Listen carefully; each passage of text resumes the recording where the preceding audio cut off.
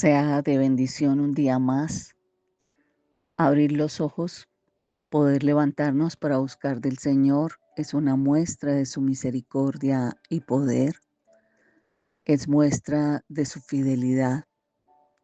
Hay muchos que ayer se acostaron y hoy ya no están.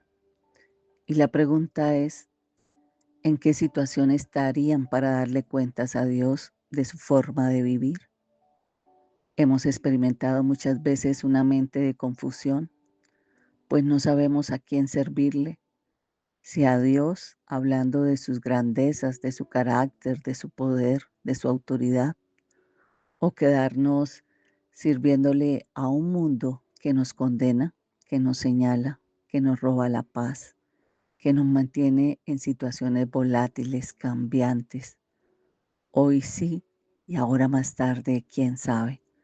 Esas son cosas que a nuestra carne tal vez le guste y se acostumbre a vivir así por raticos, pero a nuestro espíritu no le es agradable, porque el Espíritu de Dios, que es el que mora en nosotros, sabiendo que somos templo para que Él viva, pero hacemos otras cosas, pues mantenemos la vida desordenada, llenándolo de cosas que no traen gloria a Dios, lo entristecemos.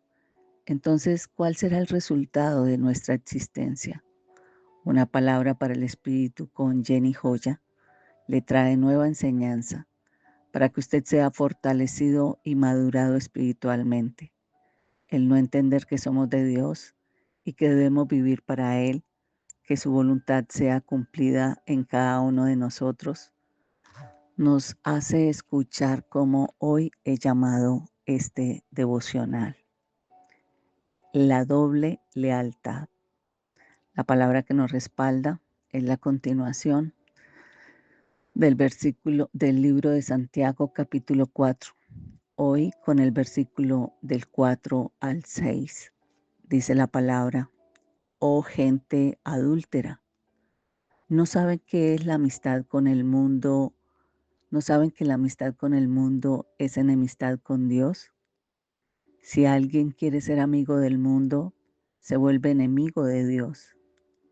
Creen que la Escritura dice en vano que Dios ama celosamente al Espíritu que hizo morar en cada uno de ustedes, pero Él nos da mayor ayuda con su gracia. Por eso dice la Escritura, Dios se opone a los orgullosos, pero da gracia a los humildes. La fidelidad a Dios frente al amor por el mundo es hablar de doble lealtad, es hablar de un corazón dividido. Es cuando una persona quiere agradar a Dios, pero también quiere complacer al mundo o a sí mismo. Esta lucha interna impide que haya una entrega total a Dios y provoca una inestabilidad espiritual que nos lleva a caminos de muerte, posiblemente a perder la salvación. Vamos a desglosar qué nos explica cada versículo. El versículo 4 es donde Dios nos está exigiendo una fidelidad absoluta. Dice, oh almas adúlteras, ¿no sabéis que la amistad del mundo es enemistad contra Dios? Aquí vemos un lenguaje fuerte. Santiago usa el término adúlteras en sentido espiritual. Dios ve al creyente como parte de su pueblo, su novia o esposa, y así lo podemos ver en Oseas o en Efesios. Cuando el corazón se inclina hacia el mundo, se inclina hacia un sistema de valores que se opone a Dios. Eso es una infidelidad espiritual. Cuando habla amistad con el mundo, significa adoptar las prioridades, los placeres, los valores de un sistema que están excluyendo a Dios de la presencia de estas situaciones. No estamos contando con Él, pero sí estamos contando con lo que el mundo diga, con lo que las personas digan. Buscan reafirmarse en las personas. Por eso también habla de esa enemistad con Dios. No hay neutralidad. Amar al mundo es colocarse en oposición a Dios. No se puede servir a dos señores. Y eso lo vemos en Mateo 6:24. Vivir teniendo enemistad con Dios significa que aunque podamos tener una apariencia religiosa, el corazón, los pensamientos, las prioridades y las decisiones están alejadas de su voluntad. Es una vida donde Dios no gobierna, sino que los deseos egoístas, el orgullo, el pecado o el amor por el mundo son el timón de su vida diaria. Dios no puede compartir el trono del corazón con el mundo. Por eso tenemos que buscar primero el reino de Él, para que lo demás venga por añadidura. Pero hubo otros que buscaron primero las riquezas, el placer, la aprobación de los hombres, el vivir en desobediencia voluntaria, es declararle la guerra a Dios. Eso no es neutralidad, eso es enemistad espiritual. Por eso en Romanos 8:7 dice la palabra, por cuanto los designios de la carne son enemistad contra Dios, porque no se sujetan a la ley de Dios, ni tampoco pueden. Cuando vivimos según nuestra carne, bajo nuestras emociones desordenadas, nuestros deseos egoístas, nos estamos oponiendo automáticamente a la voluntad de Dios. No podemos obedecerlo porque estamos gobernados por otra voluntad, que es nuestra voluntad. Hoy podría estar reconociendo usted, ¿estoy teniendo enemistad con Dios? ¿Cuándo? Cuando desobedezco sabiendo lo que Dios espera de mí. Cuando busco más el placer temporal que la voluntad de Dios. Cuando guardo resentimientos, odio, envidia, celos. Cuando mi amor por las cosas del mundo, el dinero, la posición, la fama, el control, es mayor que mi deseo por su presencia. Cuando ignoro la oración, la palabra y el arrepentimiento sincero. Entonces, ¿cómo buscaríamos reconciliarnos con Dios? Y ahí es donde debemos traer ese arrepentimiento genuino, el reconocer el pecado y apartarnos de él. Y en la palabra está escrito en Hechos 3:19. También puedo reconciliarme cuando le confieso todo a Dios. ¿Por qué? Porque Él perdona, Él nos limpia. En 1 de Juan 1:9 lo pueden ver. Porque también necesitamos someternos a su señorío, obedecer aunque duela. Lo vamos a ver en un versículo bíblico mañana. Buscar amistad con Dios es porque Cristo nos llama a amigos cuando hacemos lo que Él manda. Y eso lo vemos en Juan 15:14-15.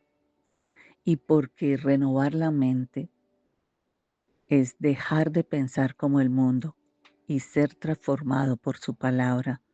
Y eso lo vemos en Romanos 12:2.